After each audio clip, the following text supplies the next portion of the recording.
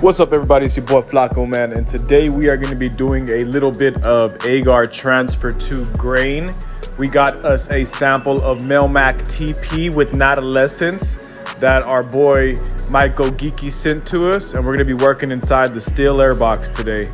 Hope you guys enjoy. All right, guys, first things first, before we get started on any kind of work, we have to sanitize our area. So we're just spraying down the jars and also our workspace with 70% isopropyl alcohol and giving it a nice wipe down just to make sure that we're doing our best to kill off any unnecessary germs and bacteria that might be hanging around our workspace.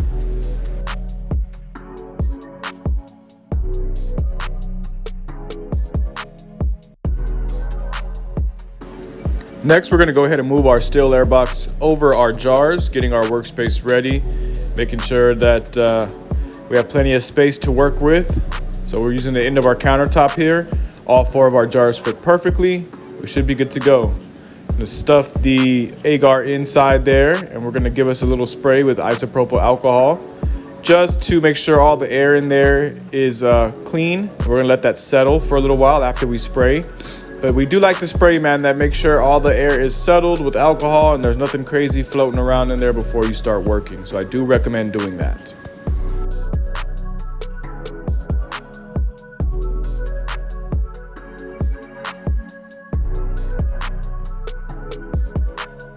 Okay, for the next part of the process, we're gonna go ahead and glove up. No glove, no love. And we're gonna go ahead and spray our hands down with 70% isopropyl alcohol to eliminate any germs that are on our cells before we start working on our clean environment that we just made in the steel air box.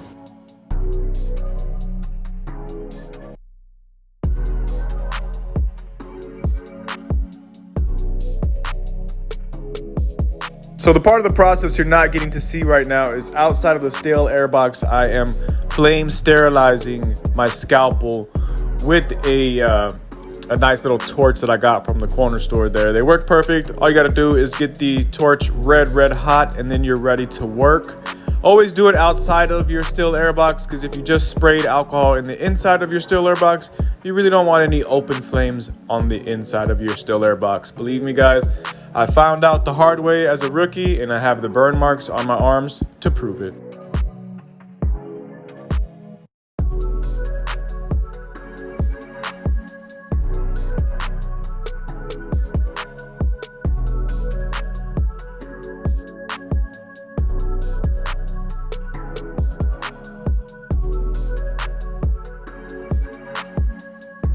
All right, so what we're gonna do now is give everything another wipe down, make sure all the jars are nice and clean before we start opening them up in our environment here. Just gonna give also the lids a little twist to loosen them up. I find this helps it easier for me to maneuver and work and not have to keep my jars open or my agar overexposed for longer periods of time trying to twist and fight with the jars.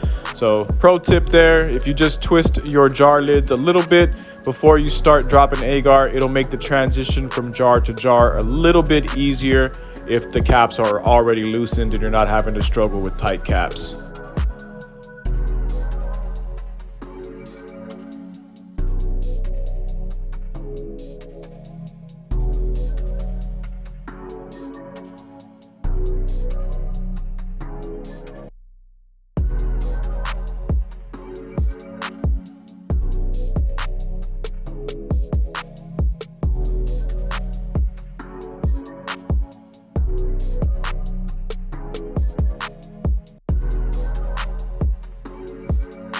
All right, guys, now that everything is clean, we're gonna go ahead and open our agar here and get ready to start chopping into it and dropping some agar.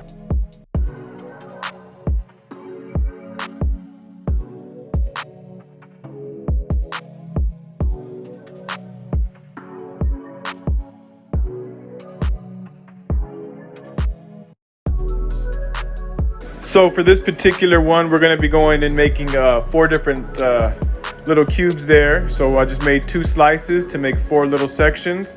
And then we're going to take it and move a section into the first jar there, dropping it in like so, then covering the lid, trying to minimize the exposure of that time for the grain jar to be open and everything.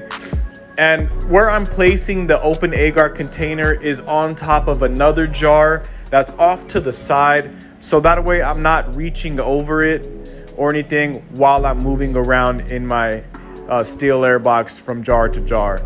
So this is me transferring the agar, about to transfer the agar to a different spot here. Check this out, this is crazy.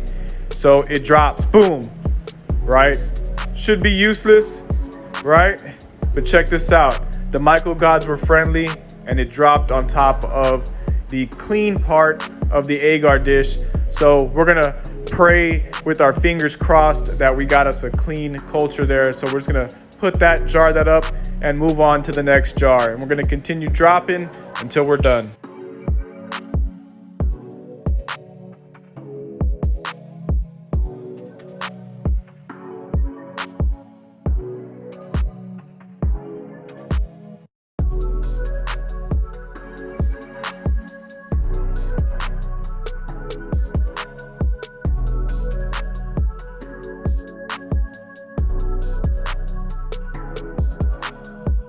And at this point, after we've dropped all of our agar, you can just go ahead and turn your jars over and just position that agar nice and deep off inside the jar, so it's not sitting on top of your agar. On top of your grain. You could leave it like that. I've done that before. It does work, just dropping it and leaving it alone. But ideally, you want to put it right in the center, just so you can start reaching out to all the sides and cover your grains a lot quicker that way. So yeah, just give them a good little shake, mix up that agar in there, make sure it's nice up in there, and then you should be good to go.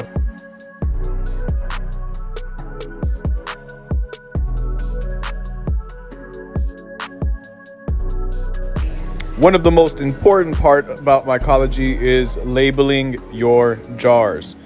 Labeling your jars seems rather simple, and you know what I mean, but believe it or not, man, it makes your life a lot simpler instead of having to guess what is what and where is where, man. I've done that before. Ran jars unlabeled, unmarked, and you have no idea what you have and no idea what you're chewing. And then you have no idea of how to mark it. You know what I'm saying? If you're only growing one sample, that's different. But if you got 4 or 5 different genetics you're running at a time, you want to be able to tell the difference between them. So that way you'll be able, for your further research studies, you'll be able to say, look back and be like, okay, this one was like this, and this one was like this, and this one grew like this. It's for your notes, man. You want to mark for your notes so you know exactly how things grew, the time frame they grew, and all that. When you don't mark them, you have no idea of any of that. You just have a random genetic growing in there with no name. And with that, guys, that is how we drop agar into our brown rice. I hope that video helped you out on your grows. We'll see you on the next one. Much love, mi gente. Much love.